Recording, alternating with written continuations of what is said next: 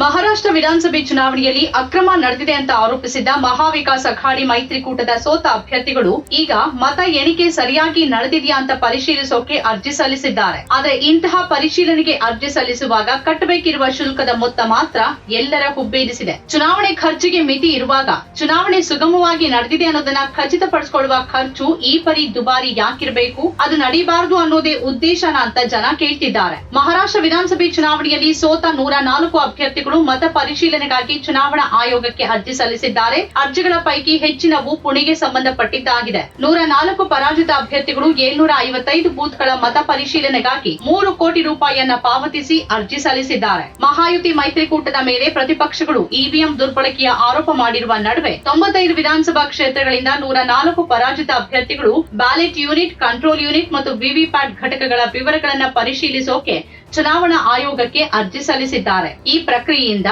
ಅಭ್ಯರ್ಥಿಗಳು ಪೋಲಾದ ಮತಗಳ ಸಂಖ್ಯೆ ಮತ್ತು ಎಣಿಸಿದ ಮತಗಳು ಒಂದೇ ಆಗಿವೆಯಾ ಅನ್ನೋದನ್ನ ಖಚಿತಪಡಿಸಿಕೊಳ್ಳೋಕೆ ಸಾಧ್ಯ ಆಗತ್ತೆ. ಅರ್ಜಿದಾರರಲ್ಲಿ ವಿರೋಧ ಪಕ್ಷದ ಹಿರಿಯ ನಾಯಕರಾದ ಬಾಳಾಸಾಹೇಬ್ ಥೋರಟ್, ಆರಿಫ್ ನಸೀಂ ಖಾನ್, ಮಾಣಿಕ್ರಾವ್ ಠಾಕ್ರೆ ಮತ್ತು ಶ್ರದ್ಧಾ ಜಾಧವ್ ಸೇರಿದ್ದಾರೆ. ಸುಪ್ರೀಂ ಕೋರ್ಟ್ ನಿರ್ದೇಶನವೊಂದರ ಪ್ರಕಾರ ಅಭ್ಯರ್ಥಿಗಳು ತಮ್ಮ ಕ್ಷೇತ್ರಗಳಲ್ಲಿನ 5% ಮತಗಟ್ಟೆಗಳಲ್ಲಿ ಪ್ರತಿ ಬೂತ್ಗೆ 40,000 ರೂಪಾಯಿ ಶುಲ್ಕವಾಗಿ ಪಾವತಿಸಿ ಪರಿಶೀಲನೆಗೆ ಅರ್ಜಿ ಸಲ್ಲಿಸೋಕೆ ಅರ್ಹರಾಗಿರ್ತಾರೆ. ಚುನಾವಣಾ ಆಯೋಗ 755 ಬೂತ್ಗಳಲ್ಲಿ ಪರಿಶೀಲನೆಗಾಗಿ 31 ಜಿಲ್ಲೆಗಳಿಂದ 104 ಅರ್ಜಿಗಳನ್ನು ಸ್ವೀಕರಿಸಿದೆ. ಸಿಂಧುದುರ್ಗ, ನಂದೂರ್ಬಾರ್, ಅಮರಾವತಿ, ವಾರ್ಧಾ ಮತ್ತು ಗಡ್ಚಿರೋಲಿ ಜಿಲ್ಲೆಗಳಿಂದ ಯಾವುದೇ ಅರ್ಜಿಗಳು ಬಂದಿಲ್ಲ. ಫಲಿತಾಂಶದಲ್ಲಿ 2ನೇ ಮತ್ತು 3ನೇ ಸ್ಥಾನದಲ್ಲಿರುವ ಅಭ್ಯರ್ಥಿಗಳು ತಮ್ಮ ಕ್ಷೇತ್ರದ 5% ಬೂತ್ಗಳಲ್ಲಿ ಪರಿಶೀಲನೆಗಾಗಿ ಕೇಳಬಹುದು ಅಂತ ಮಹಾರಾಷ್ಟ್ರದ ಹೆಚ್ಚುವರಿ ಮುಖ್ಯ ಚುನಾವಣಾ ಅಧಿಕಾರಿ ಕಿರಣ್ ಕುಲಕರ್ಣಿ ಹೇಳಿದ್ದಾರೆ. ಚುನಾವಣೆಗೆ ಸಂಬಂಧಪಟ್ಟಂತೆ ನ್ಯಾಯಾಲಯದ ಅರ್ಜಿಗಳು ಬಾಕಿ ಉಳಿದಿರುವ ಕ್ಷೇತ್ರಗಳಲ್ಲಿ ಪರಿಶೀಲನೆ ಪ್ರಕ್ರಿಯೆಯನ್ನ ಕೈಗೊಳ್ಳಲಾಗುತ್ತೆ.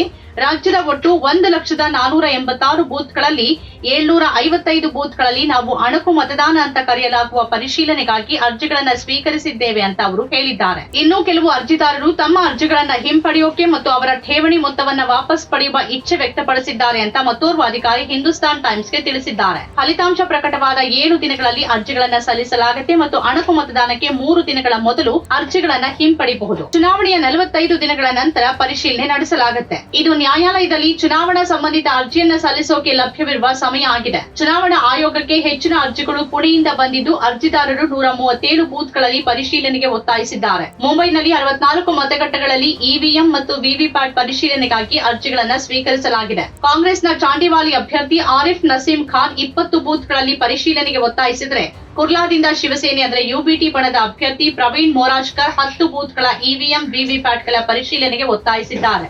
ಈ ಮಧ್ಯೆ ಮಹಾರಾಷ್ಟ್ರದ ನಾಂದೇಡ್ನಲ್ಲಿ ಜಿಲ್ಲಾಡಳಿತ 75 ವಿವಿಪ್ಯಾಟ್ ಯಂತ್ರಗಳನ್ನ ಇವಿಎಂಗಳಲ್ಲಿನ ಮತಗಳೊಂದಿಗೆ ಪರಿಶೀಲಿಸಿದೆ ಮತ್ತು ಲೆಕ್ಕದಲ್ಲಿ ಯಾವುದೇ ವ್ಯತ್ಯಾಸ ಕಂಡು ಬಂದಿಲ್ಲ ಅಂತ ಅಧಿಕಾರಿಯೊಬ್ಬರು ಸೋಮವಾರ ತಿಳಿಸಿದ್ದಾರೆ. ಚುನಾವಣಾ ಆಯೋಗದ ಸೂಚನೆ ಮೇರೆಗೆ ಮತ ಎಣಿಕೆ ಹಾಗೂ ಪರಿಶೀಲನೆ ಕಾರ್ಯ ನಡೆದಿತ್ತು. ಜಿಲ್ಲೆಯ ಪ್ರತಿ ವಿಧಾನಸಭಾ ಕ್ಷೇತ್ರದಲ್ಲಿ 5 ಕೇಂದ್ರಗಳಿಂದ ಅಭ್ಯರ್ಥಿಗಳ ಮತಗಳನ್ನ ಇವಿಎಂಗಳಲ್ಲಿ ಪಡೆದಿದ್ದು ಅವುಗಳನ್ನ ವಿವಿಪ್ಯಾಟ್ಗಳೊಂದಿಗೆ ತಾಳೆ ಮಾಡಲಾಗಿದೆ ಅಂತ ಅಧಿಕಾರಿಗಳು ತಿಳಿಸಿದ್ದಾರೆ. ಜಿಲ್ಲೆಯ 75 ಕೇಂದ್ರಗಳಲ್ಲಿ ಮತ ಎಣಿಕೆ ದೋಷರಹಿತವಾಗಿದೆ ಅಂತ ನಾಂದೇಡ್ ಜಿಲ್ಲಾಧಿಕಾರಿ ಅಭಿಜಿತ್ ರಾವುತ್ ಹೇಳಿದ್ದಾರೆ.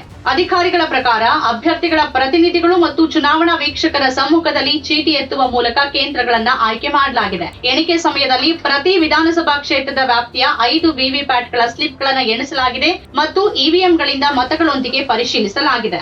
ಸ್ವತಂತ್ರ ಪತ್ರಿಕೋದ್ಯಮ ಇಂದಿನ ತುರ್ತು ಅದನ್ನ ವಾರ್ತಾ ಭಾರತಿ ಮಾಡ್ತಾ ಇದೆ. ನಮ್ಮ ಚಾನೆಲ್ ಅನ್ನ ಸಬ್ಸ್ಕ್ರೈಬ್ ಮಾಡೋದ್ರ ಜೊತೆಗೆ ಬೆಲ್ ಐಕಾನ್ ಒತ್ತಿ ನಮ್ಮನ್ನು ಬೆಂಬಲಿಸಿ. ಹಾಗೆ ನಮ್ಮ ಕಾರ್ಯಕ್ರಮಗಳನ್ನು ಲೈಕ್ ಮಾಡಿ, ಕಮೆಂಟ್ ಮಾಡಿ, ಅದನ್ನು ಬೇರೆಯವರಿಗೂ ಕೂಡ ಶೇರ್ ಮಾಡಿ. ಹೀಗೆ ನೀವು ಮಾಡಿದಾಗ ನಮ್ಮ ಚಾನೆಲ್ ಮತ್ತಷ್ಟು ಜನರಿಗೆ ತಲುಪತ್ತೆ. ಆ ಮೂಲಕ ನಮಗೆ ಸಹಕಾರ ಆಗುತ್ತೆ. ಇದು ನೀವು ಯಾವುದೇ ಖರ್ಚಿಲ್ಲದೆ ಮಾಡಬಹುದಾದ ಸಹಕಾರ. ಧನ್ಯವಾದ.